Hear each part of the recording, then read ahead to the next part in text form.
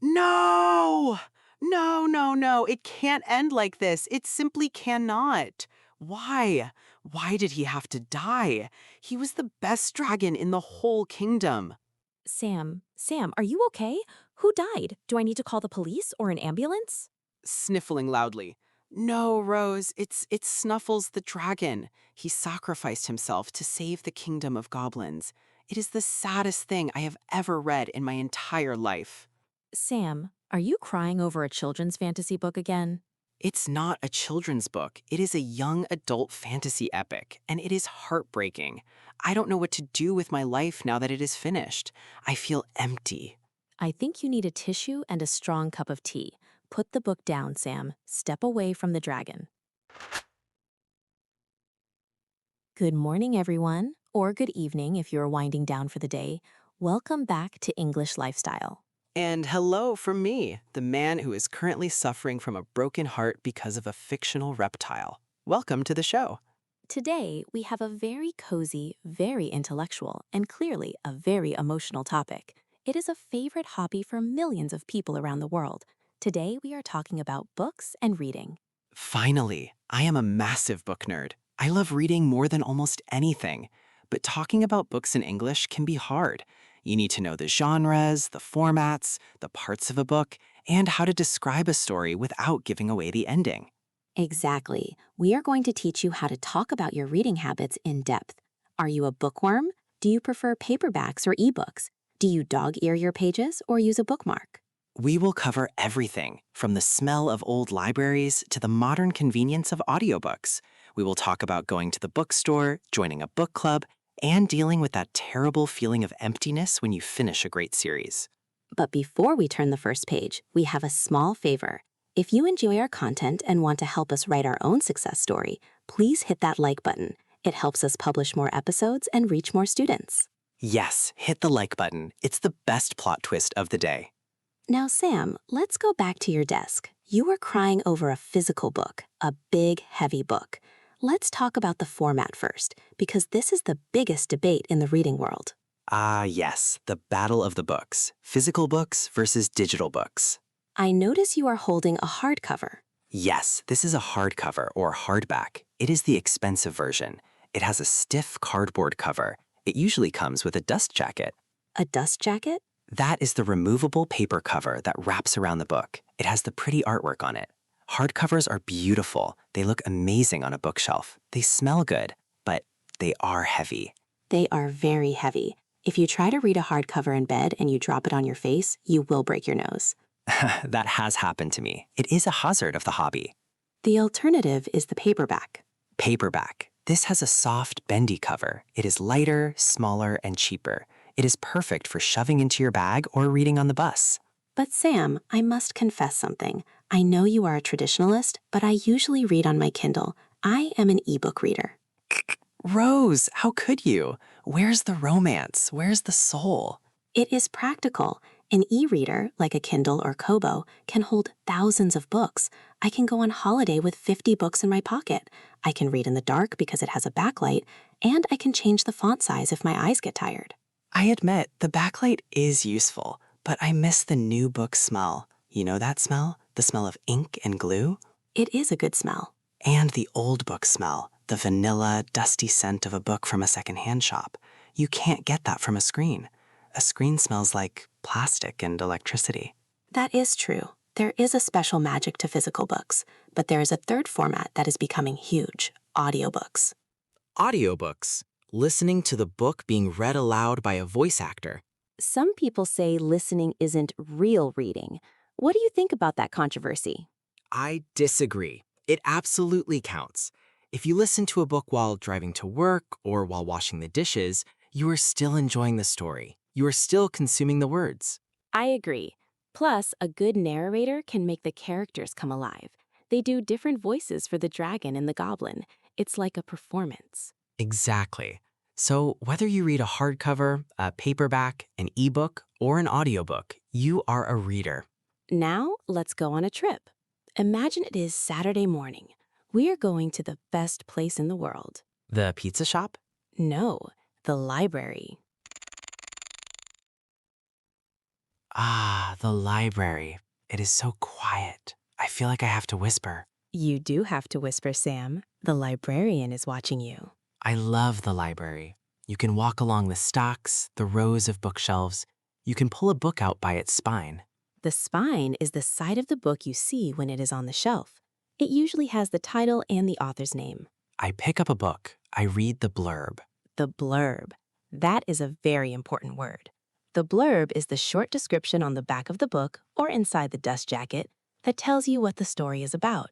It's like a trailer for a movie. If the blurb is good, I might check it out. To check out a book, that means to borrow it officially using your library card. And then comes the pressure, the due date. The date you must return it. If you are late, what happens?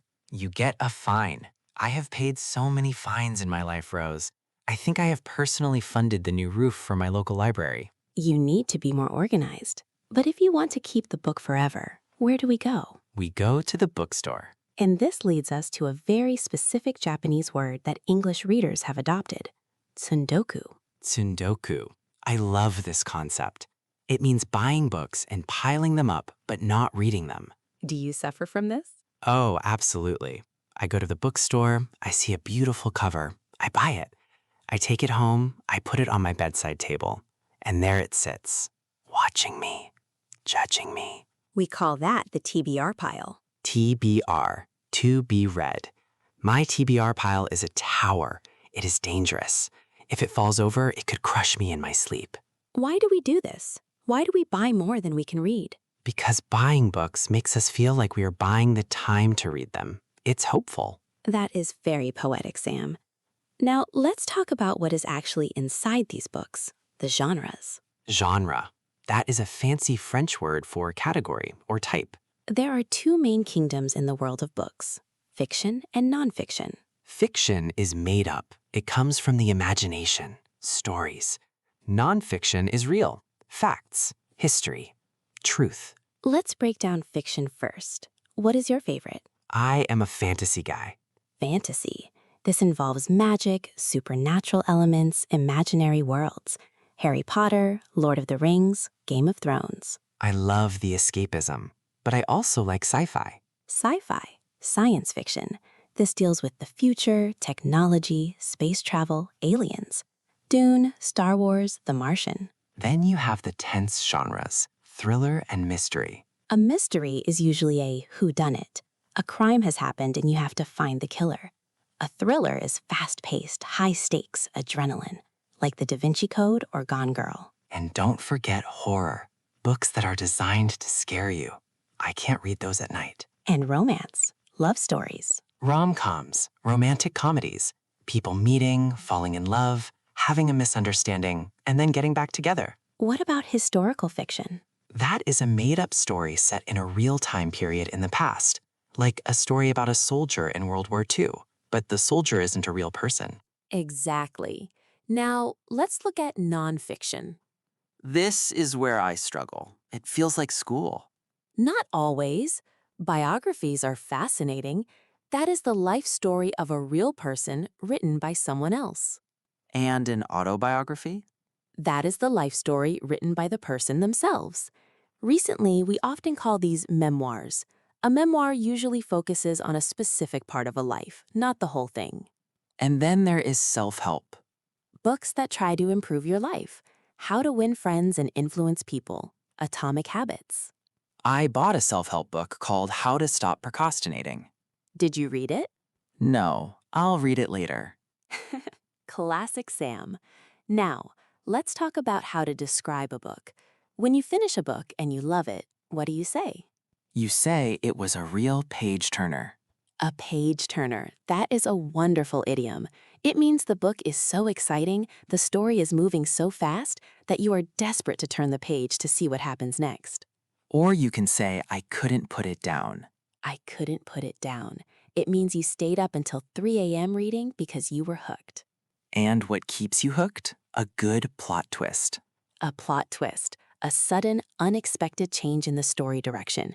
You think the butler is the killer, but actually, it was the ghost of the gardener. Spoiler alert. That is another keyword, spoiler. A spoiler is when someone reveals the ending or a key secret of the story before you have read it. It spoils, ruins the surprise. Never give spoilers. It is the rudest thing a reader can do.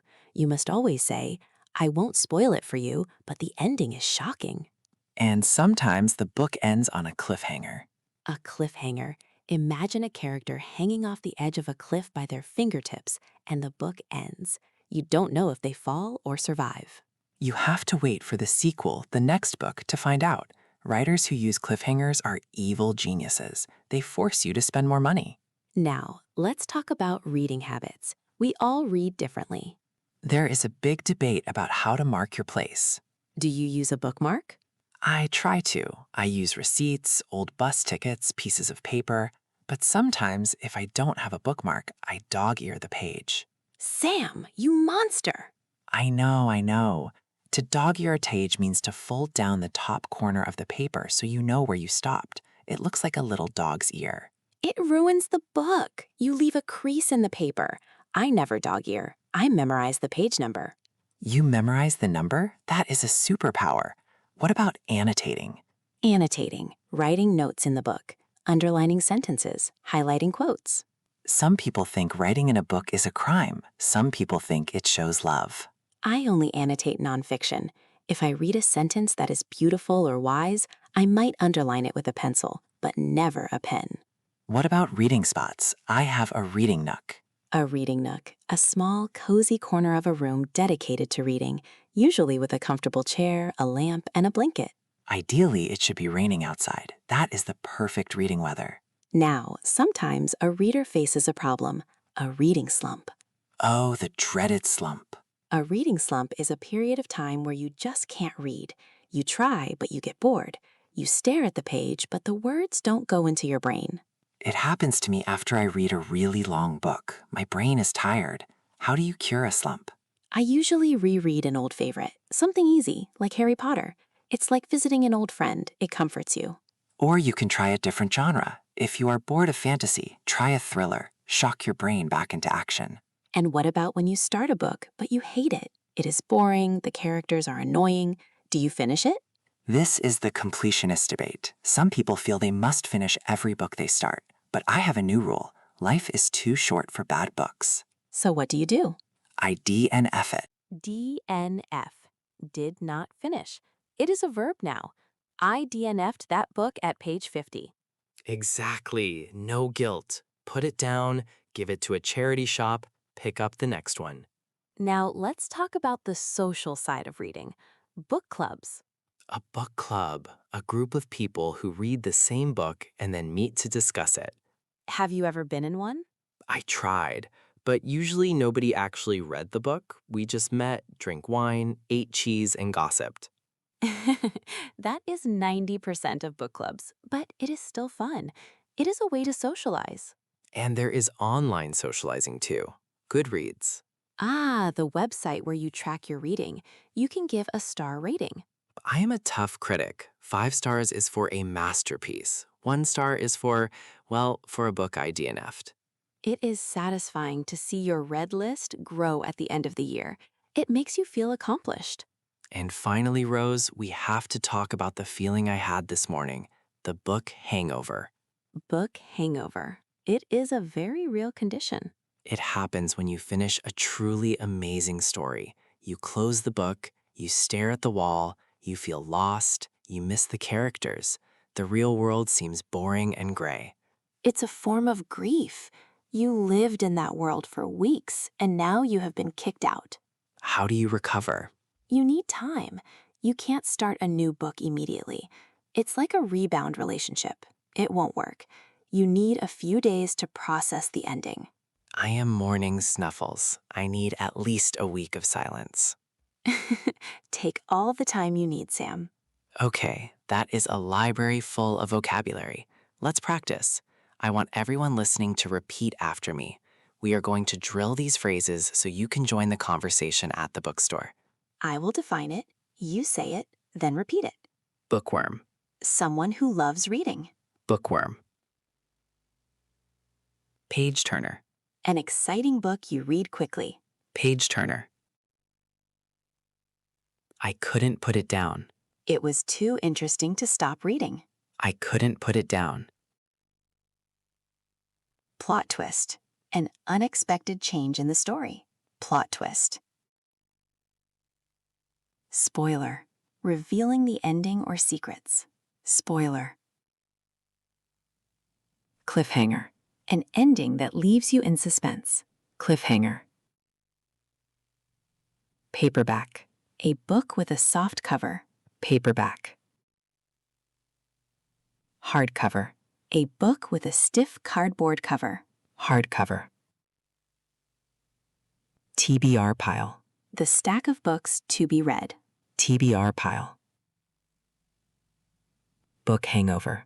Sadness after finishing a great book. Book hangover. Don't judge a book by its cover. Don't judge things by appearance alone. Don't judge a book by its cover. Dog ear. To fold the page corner to mark your place. Dog ear. Reading slump. A time when you can't focus on reading. Reading slump. That last one is very useful. I'm in a slump.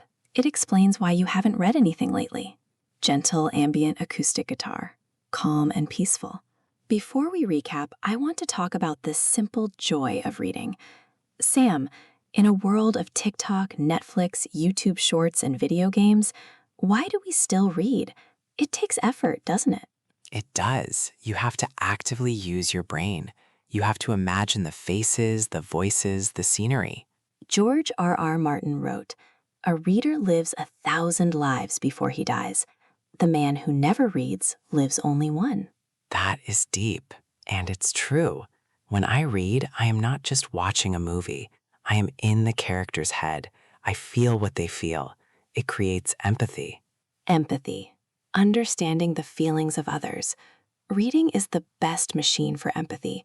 It allows us to travel without moving our feet. It allows us to understand people who are completely different from us. And it slows you down. We live in a fast world. Scrolling, clicking, rushing.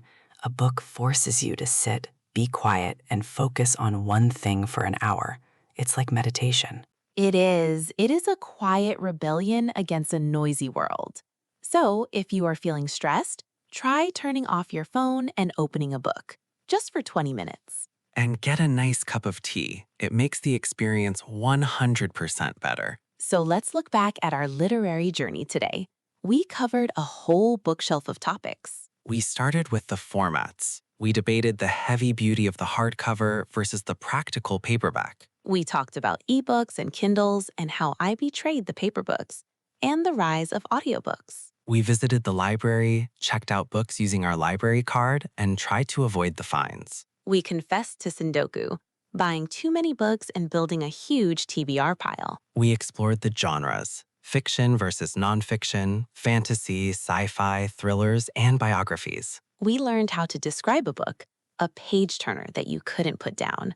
We talked about plot twists and cliffhangers. And we warned you about spoilers. Never give spoilers. We discussed habits, bookmarks versus dog-earing, don't do it, annotating, and dealing with a reading slump. And finally, we talked about DNFing a bad book and recovering from a book hangover after a good one. Thank you so much for joining our book club today. We hope you feel inspired to pick up something new to read. Reading in English is also the single best way to improve your vocabulary. You see the words in context, so go find a book. Even a comic book counts. We have a question for you in the comments. What is the last book you read? And do you prefer paper books or ebooks? I bet most people love the smell of paper, but let us know. Have a wonderful, peaceful week. Happy reading! Bye, everyone.